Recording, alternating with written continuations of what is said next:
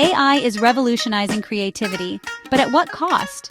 Imagine spending years perfecting your art, only to see an AI generate a near-perfect replica in seconds, without your permission. Photographer Tim Flach, known for his breathtaking animal portraits, recently discovered something shocking. AI-generated images were eerily similar to his work, mimicking his unique style. The lighting, the angles, even the smallest details, it all looked like his, but he had nothing to do with it. This isn't an isolated case.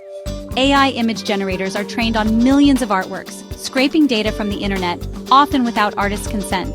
The result?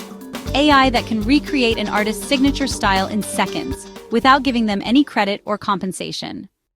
For many artists, this feels like outright theft. Their hard work, years of practice, and creativity are now being replicated effortlessly by machines. And the worst part? There's currently no law stopping it.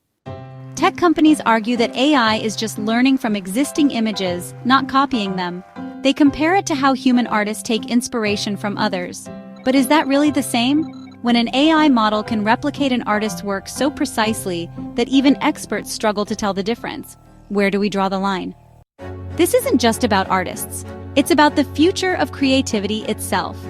If AI can replace human expression, what happens to original art? What happens to creative jobs?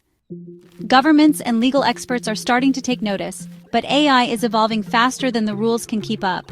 Some artists are now demanding stricter copyright laws to protect their work from being used by AI without consent. So what do you think? Should AI be allowed to use artists' work to create new images? Or should there be strict protections in place? Let's discuss in the comments.